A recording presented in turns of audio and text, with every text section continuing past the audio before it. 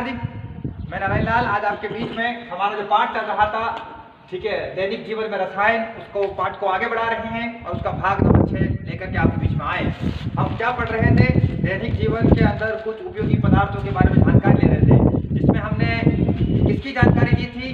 जानकारी ली थी नमक की, जानकारी ली थी कास्टिक सोडे की, और हमने जानकारी ली थी विरंजक चूर्ण की। आज कुछ और पदार्थ जो हमारे दैनिक जीवन में काम आते हैं उनकी जानकारी हम लेते हैं। एक तो लेंगे बेकिंग सोडे की जानकारी, धोने के सोडे की जानकारी, और एक प्लास्टर ऑफ पेरिस की थोड़ी सी जानकारी इस वीडियो में लेंगे, और बाकी कुछ बची कुछ जानकारी इस पीओपी की जो हम है वो अगले वीडियो में लेंगे। तो चलिए हम स्टार्ट करते हैं साहब। ये देखिए आपका ये जानकारी आ रहा है कि भी बेकिंग सोडे का सूत्र हम यहाँ लिख के आपको जानकारी में होना चाहिए NaSCO3।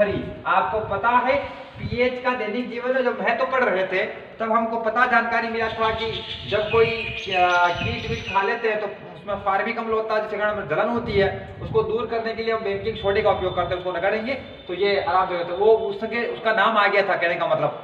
ये आप देख लीजिए बेकिंग सोडे का फॉर्मूला क्या है? NaHCO3।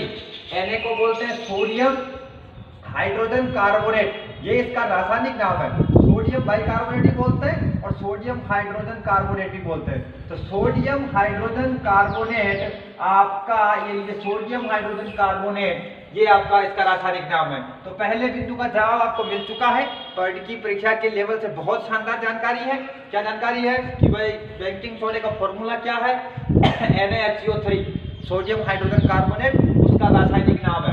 तो चलिए आगे का तरीका लेते हैं। बेकिंग सोडा अगर हमको बनाना पड़े तो बेकिंग सोडा कैसे बनेगा? बेकिंग सोडे का कच्चा पदार्थ NaCl होता है। ये जानकारी आपने NaCl के उपयोग में पढ़ लिया था, मतलब नमक जो है ना, सोडियम क्लोराइड, उसके उपयोग में आपने पढ़ा था। तो एक तो चाहिए, इसे बनने का तरीके दो तरीके हैं, ठीक। एक तो है आप NaCl लीजिए, सोडियम क्लोराइड, उसके अंदर पानी मिलाइए, पानी मिलाने के पश्चात उसके अंदर CO2 मिलाइए, ठीक है, और एक उसके अंदर अमोनिया गैस मिलाइए। तो आपने 4 चीजें मिलाई, कौन कौन सी दोबारा रिपीट करके देख लीजिए, ठीक है। NaCl, उसके अंदर पानी, CO2 gas, ammonia gas, ammonia, CO2 जल और NaCl, ये 4 चीजें मिला करके आपको एक प्रोडक्ट तो बिल्कुल यही मिलेगा जो आपको चाहिए, NaHCO3, जिसको बेकिंग सोडा बोलेंगे। साथ में एक प्रोडक्ट और बनेगा NH4Cl। ये NH4Cl कौन सा लवण है जो आप अच्छी तरीके से जानते होंगे? NH4Cl कौन सा लवण है जो आप अच्छी तरीके से जानते होंगे? ये अम्लीय लवण का एक उदाहरण है जो हमने इसी पाठ की शुरुआत में किया था, ठीक है, जिसको नौसालर बोलते हैं, NH4Cl को अमोनियम क्लोराइड बोलते हैं। एक तो बोल गया आपके पास अमोनियम क्लोराइड बन गया, अमोनियम क्लोराइड बन गया, और एक आपको जो चाहिए जो बन गया वो चाहिए क्या था? बेकिंग सोडा चाहिए था। लीजिए जाएगा। तो आप समझिए, मतलब आप सोडियम क्लोराइड 1, पानी 2, CO2 3 और NH3 मतलब अमोनिया गैस, इन 4 चीजों को आप मिक्सअप करेंगे तब आपको बेकिंग सोडे के साथ नौसालर मतलब अमोनियम क्लोराइड मिलेगा। तो बेकिंग सोडा ये रहा आपके पास। इसके अलावा आपके पास जो सोडा S होता है उसको आप सोडियम कार्बोनेट बोलते हैं, Na2CO3। इस सोडियम कार्बोनेट में आप लोग क्या करें? इस सोडियम कार्बोनेट में Na2CO3, सोडियम कार्बोनेट में पानी और अगर आप CO2 मिक्स कर दे, जल और कार्बन डाइऑक्साइड मिक्स कर दे, तो भी आपको NaHCO3 का मतलब सोडियम हाइड्रोजन कार्बोनेट प्राप्त हो सकता है। लीजिए आपके पास जानकारी रही है। तो आपके 2 समीकरण मिल गई कि आप बेकिंग सोडा कैसे बनेगा। एक दोबारा रिपीट करता हुआ चल रहा हूं, सोडियम क्लोराइड, पानी, CO2 गैस और अमोनिया गैस, इन 4 चीजों को अगर आप मिक्सअप करेंगे तो आपको sodium hydrogen carbonate meaning baking soda मिलेगा, खाने का सोडा मिलेगा। साथ में एक प्रोडक्ट और बनेगा, वो प्रोडक्ट NH4Cl है, मतलब अमोनियम क्लोराइड है। सामान्य भाषा में NH4Cl को नौसालर कहते हैं, और हमने इसी पाठ में इसके अम्लीय लवण के उदाहरण के रूप में NH4Cl को पढ़ा। आगे अगर आप सोडियम कार्बोनेट जिसको सोडा S बोलते हैं, उसमें अगर आप वाटर और CO2 मिक्स करें, वाटर और CO2 मिक्स करें, तो भी आपको क्या मिल सकता है? तो भी आपको बेकिंग सोडा मिल सकता है। ये Na2CO3 का एक अणु, H2O का एक अणु, CO2 का एक अणु मिलकर के आपको बेकिंग सोडे के 2 अणु बना दिए। तो ये लीजिए आपके पास बनने का तरीका मिल गया कि बेकिंग सोडा कैसे बनता है। हम आपके सामने मिटा रहे हैं जानकारी अब, ठीक है। NaHCO3 फॉर्मूला है बेकिंग सोडे का, सोडियम हाइड्रोजन कार्बोनेट रासायनिक नाम है बेकिंग सोडे का, NaCl, H2CO2, NH3 मिलकर के आपको बनाते हैं बेकिंग सोडे के साथ NH4Cl। अगर आप Na2CO3 से बनाना चाहते हैं तो उसमें पानी और कार्बन डाइऑक्साइड मिलाइए, आपको NaCO3 मतलब बेकिंग सोडा मिल जाएगा। अब आगे की तरफ बढ़ रहे हैं। हम आगे की तरफ बढ़ते हुए क्या जानकारी ले रहे हैं, देखिए आपको पता होना चाहिए अगर आप किसी भी खाद्य पदार्थ के अंदर मिलाते हैं और खाद्य पदार्थ को मिलाकर गर्म करते हैं तो उसमें CO2 को बुलबुले निकल जाते हैं और पूरा फूल जाता है। केक जो फूला हुआ होता है उसी बेकिंग सोडे को उसमें मिलाने के कारण ही ऐसा वो फूला हुआ निकल जाता है और हल्का हो जाता है। तो आपको जानकारी होगा, लेकिन आप यहाँ से स्टार्ट करते हैं, बेकिंग सोडे के गुण लेते हैं और बेकिंग सोडे के कुछ उपयोग लेते हैं। तो हम क्या करते हैं, दोनों एक साथ ले लेते हैं। बेकिंग सोडे के गुण को तो हम NaHCO3 जो है उस NaHCO3 का गुण तो हम इधर लिख देते हैं, NaHCO3 का गुण तो हम इधर लिख देते हैं और NaHCO3 का उपयोग जो है वो हम इधर लिख देते हैं। दोनों साथ में हो जाएंगे, जो चीज पूछी जाएगी उससे फिर हम आराम से काम चला देंगे। तो बेकिंग सोडे का गुण क्या है और बेकिंग सोडे का उपयोग क्या है, बोर्ड की परीक्षा की दृष्टि से बहुत लाजवाब जानकारी है। पहला जानकारी है, ये श्वेत क्रिस्टलीय ठोस पदार्थ हैं, ठीक है, क्रिस्टलीय ठोस है और सफेद है, श्वेत क्रिस्टलीय ठोस पदार्थ है। दूसरा, जल में नमक के जैसा जल्दी नहीं घुलता है, जल में ये अल्प विलेय है, जल में ये थोड़ा सा घुलता है, जल में ये अल्प विलेय, जल में ये अल्प विलेय। लीजिए एक गुण और ले लीजिए, इसका जो विलयन है, ठीक है, इसका जल में इसका विलयन क्या करता है, जल में इसका विलयन क्षारीय है, ये कुल मिलाकर क्षारीय प्रकृति का होता है, इसका विलयन क्षारीय होता है, विलयन जो होता है वो क्षारीय होता है।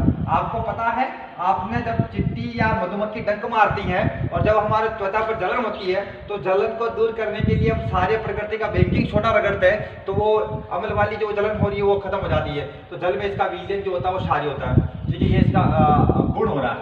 जल में ये कम घुलता है, श्वेत क्रिस्टलीय ठोस पदार्थ है। और चौथे नंबर की जानकारी ये लेते हैं, तो इसको अगर आप गर्म करेंगे भाई साहब, ठीक है, अगर आप इसको गर्म करेंगे तो आपने वो लिखा था NaHCO3, NaHCO, ठीक है, HCO3, ठीक है, क्या बोलते हैं NaHCO3, NaHCO3, ये सोडियम हाइड्रोकार्बोनेट है। अगर आप भाई साहब इसको गर्म करोगे तो वो बनेगा जो आपने पहले Na2CO3 में आपने पानी मिलाया था और CO2 मिलाया था।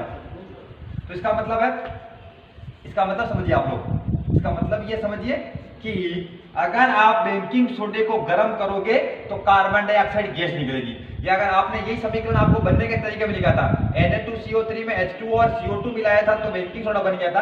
अगर आप बेकिंग सोडे को गर्म करोगे तो CO2 निकलेगी। तो यहाँ क्या है, इसे गर्म करने पर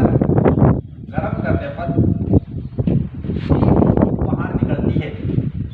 क्या होगा जब बेकिंग सोडे को आप गर्म करेंगे, तो बेकिंग सोडे को गर्म करेंगे तो कार्बन डाइऑक्साइड गैस बाहर निकलेगी, तो इसे गर्म करने पर CO2 बाहर निकलती है। और ये लीजिए आपके सामने बेकिंग सोडे को गर्म करने वाली समीकरण भी हमने लिख रखी है, ठीक है जी।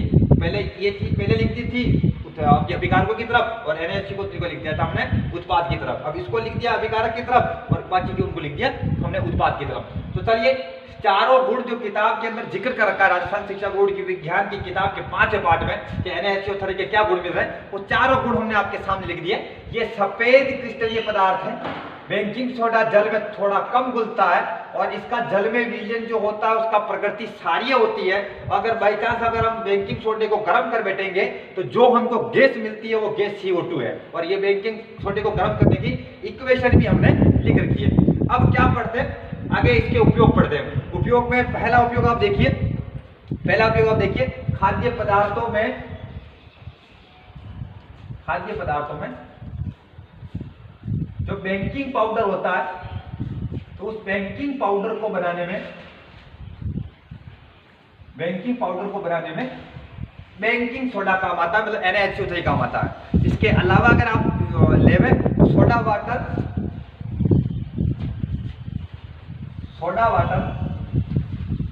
व शीतल जो पेय पदार्थ होते हैं उनमें भी किसका उपयोग किया जाता है, कोल्ड ड्रिंक्स जो होती है भी किसका उपयोग किया जाता है, बेकिंग सोडे मतलब मीठे सोडे मतलब खाने के सोडे का उपयोग किया जाता है। इसके अलावा अगर आपके पेट में एसिडिटी है तो पेट में अगर एसिडिटी है तो पेट की अम्लता, ये सारे प्रकृति का होता है और ये सारे प्रकृति का है, तो अगर इसको आप ग्रहण करोगे तो आपकी पेट की अम्लता को ये दूर कर सकता है, तो पेट की अम्लता को दूर किया जा सकता है, ठीक है। अगला है ये मंद प्रतिरोधी, जिसको बोलते हैं माइल्ड एंटीसेप्टिक, तो उसे मंद प्रतिरोधी के रूप में भी इसका उपयोग किया जाता है, मंद प्रतिरोधी के रूप में भी इसका उपयोग किया जाता है। ये जो किसी भी सार्वजनिक जगह पर जैसे हॉस्पिटल्स में हो या स्कूल्स के अंदर हो, जो अग्निशामक यंत्र होते हैं उस अग्निशामक यंत्र में भी ये काम आता है। क्योंकि जब ये किसी एसिड से क्रिया करेगा या इसको अगर आप ये गर्म होकर टूटेगा, टूटने के बाद CO2 गैस निकालता है। अगर CO2 गैस निकालता है तो CO2 गैस बुझाने में काम आती है। इसलिए ये अग्निशामक जो यंत्र होते हैं तो अग्निशामक यंत्रों में भी इसका उपयोग किया जाता है। अगर कुछ भी याद नहीं रहे तो आपको ये ध्यान में रहना ही चाहिए कि ये प्रयोगशाला में अभिकर्मक के रूप में काम आता है। अभिकर्मक के रूप में काम आता है। लीजिए, अभिकर्मक के रूप में काम आता है। लीजिए, आपके सामने सारे उपयोग लिख दिए। तो दोबारा रिपीट करते हुए देखिए, खाद्य पदार्थों का जो बेकिंग पाउडर के रूप में, सोडा वाटर और शीतल पेय पदार्थ बनाने में, पेट की एसिडिटी दूर करने में, माइल्ड एंटीसेप्टिक मीनिंग मंद प्रतिरोधी के रूप में, और अग्निशामक यंत्र के रूप में बेकिंग सोडा काम आता है। और कई कुछ भी अगर आपको याद ना रहे तो आप लिख सकते हैं कि प्रयोगशाला में अभिकर्मक के रूप में। हमने कास्टिक सोडा पढ़ा, वो भी प्रयोगशाला में काम आ सकता है। ब्लीचिंग पाउडर पढ़ा जिसको विरेचक चूर्ण बोलते हैं, वो भी प्रयोगशाला में अभिकर्मक के रूप में काम आ सकता है और लवण भी काम आ सकता है। ये लीजिए, आपके सामने बेकिंग सोडे के गुण और बेकिंग सोडे के उपयोग लिख रखे हैं। ठीक है जी, हम आपके सामने इसको मिटा रहे हैं। अब तो देखिए क्या मिटा रहे हैं। सबसे पहले हम बेकिंग सोडे के गुण मिटा रहे हैं। सफेद क्रिस्टलीय ठोस पदार्थ है, जल में ये थोड़ा कम घुलेगा, जल में इसका विलयन क्षारीय प्रकृति का होगा। अगर आप बेकिंग सोडे को गर्म करेंगे तो CO2 गैस निकलेगी। ये चारों गुण हो गए। इसके उपयोग पड़ रहे हैं। ये खाद्य पदार्थों में जो बेकिंग पाउडर होता है उसके रूप में काम आता है। सोडा वाटर शीतल पेय के रूप में बेकिंग सोडा काम आता है। पेट की एसिडिटी दूर करने में काम आता है। माइल्ड एंटीसेप्टिक के रूप में काम आता है। अग्निशामक यंत्र के रूप में काम आता है। और प्रयोगशाला में अभिकर्मक के रूप में भी बेकिंग सोडा काम आता है। नीचे मिट गया। अब आगे की तरफ बढ़ते हैं। अब आगे की तरफ बढ़ रहे हैं तो धोने के सोडा पढ़ रहे हैं, धावन सोडा पढ़ रहे हैं और उसके बारे में जानकारी लेते हैं। तो सबसे पहले मैंने यहाँ लिख रखा है कि भाई धोने के सोडे का फॉर्मूला आना चाहिए और धोने के सोडे का रासायनिक नाम आना चाहिए। तो मैं अपने सामने लिख रहा हूँ Na2CO3.10H2O। आपको याद होगा मैंने आपको वाटर ऑफ क्रिस्टलाइजेशन मतलब क्रिस्टलन के जल के बारे में बताया था। लवण के एक इकाई सूत्र में पाए जाने वाले जल के निश्चित अणुओं की संख्या को क्रिस्टलन का जल बोलते हैं। ये लवण का इकाई सूत्र है और मैंने ये सूत्र उदाहरण के रूप में प्रस्तुत किया था जब पेज नंबर इसी का भाग नंबर 1 पढ़ रहे थे तब। ठीक है, तो ये Na2CO3.10H2O Na2CO3.10H2O फॉर्मूला है आपके धोने के सोडे का। ठीक है, कपड़े धोने का सोडा जो होता है, धावन सोडा जो होता है, उसका फॉर्मूला हो गया। अब इसका रासायनिक नाम सोडियम कार्बोनेट ही है। रासायनिक नाम सोडियम कार्बोनेट ही है, लिख दिया मैंने। रासायनिक नाम जो है इसका सोडियम कार्बोनेट है। ठीक है, ये बिंदु भी आपके सामने क्लियर है। तो पूछ ले कि धावन सोडे का फॉर्मूला लिखी बैठिए तो आप ये लिखेंगे Na2CO3.10H2O। कहते हैं कि इसका रासायनिक नाम लिखा पट्टी कीजिए। तो रासायनिक नाम है सोडियम कार्बोनेट। मतलब सोडियम कार्बोनेट के साथ 10 जल के अणु अगर होवे तो वो धोने का सोडा हो सकता है। ठीक है, आगे धोने के सोडे के बनने का तरीका लेते हैं। क्या कर लीजिए, अब इसमें क्या कर लीजिए, आप इसमें क्या आप ये जो होता है ना, क्या होता है, जैसे आपने वो समीकरण ले रहे थे, आप इस समीकरण को दोबारा रिपीट करता हूँ। आपने बेकिंग सोडा बनाया था, बेकिंग सोडे को अगर आप बाई चांस गर्म करें तो आपको क्या मिलेगा, Na2CO3 और CO2 और H2O। ये तीन चीजें मिलेगी। इन तीनों को मिला वो ये बन जाएगा और इसको तोड़ोगे तो ये बन जाएगा। यहाँ से मैंने Na2CO3 उठाया और ये Na2CO3 उसमें अगर हम 10 जल के अणु को जोड़ दें उसका क्रिस्टलाइजेशन हो जाएगा और फिर क्या बन जाएगा आपके पास Na2CO3.10H2O। ये रही आपके सामने इक्वेशन, वो इक्वेशन जिसमें धोने के सोडे के बनने की समीकरण के रूप में हम प्रस्तुत कर सकते हैं। देखियो, Na2CO3 प्लस 10H2O, आपका आगे एरो का निशान, तीर का निशान आया और क्या आ गया, Na2CO3.10H2O। लीजिए, ये आपके सामने धोने के सोडे के बनने का तरीका आ गया। अब हम क्या पढ़ते हैं, धोने के सोडे के गुण पढ़ते हैं और धोने के सोडे के हम उपयोग पढ़ते हैं। तो चलिए आगे बढ़ते हैं, दोनों साथ में लेते हैं। आपको जानकारी रहना चाहिए, कोई गुण पूछा जाए कोई उपयोग पूछा जाए। लीजिए, हम क्या करते थे, यहाँ से हम लिखापट्टी करते हुए इसको यहाँ लिख देते हैं। ठीक है, आप ये लिख दीजिए, धोने के सोडे का गुण, यहां लिख दीजिए, धोने के सोडे का उपयोग। ठीक है, ये भी एक प्रकार का सफेद क्रिस्टलीय पदार्थ ही है। धोने का सोडा भी क्या है, सफेद क्रिस्टलीय पदार्थ ही है। ये भी एक सफेद क्रिस्टलीय पदार्थ ही है। पहला गुण खत्म हो गया। दूसरा गुण, ये भी जल में विलय होता है। बैंकिंग थोड़ा सा कम घुलता है लेकिन ये भी जल में जरूर घुल जाता है। और इसका जलीय विलयन भी बेकिंग सोडे के जैसे क्षारीय होता है।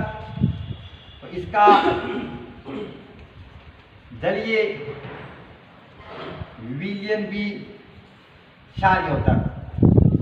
ठीक है, इसका जलीय विलयन, ठीक है, क्या होता है, इसका जलीय विलयन क्षारीय होता है। बेकिंग सोडे का भी होता है। दोनों का सेम चीज है।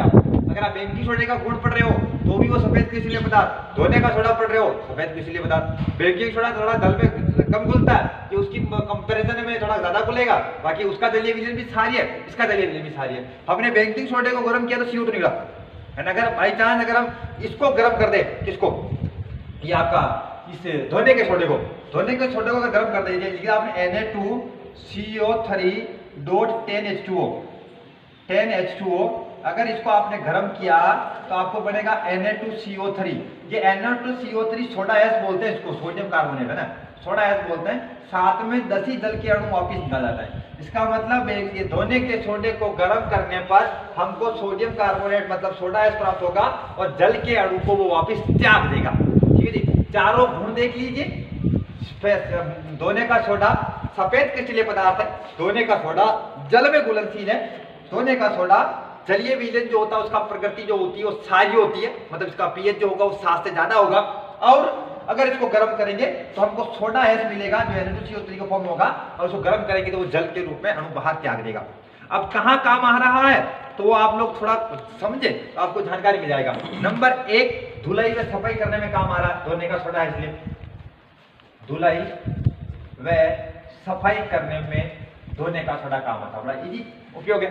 दूसरा आया कास्टिक सोडा, बेकिंग पाउडर, कांच, साबुन, बोरेक्स के निर्माण में। ये कास्टिक सोडा निर्माण में भी काम आ सकता है, NaOH के निर्माण में। ठीक है, एक आपने लिखा बेकिंग पाउडर के निर्माण में,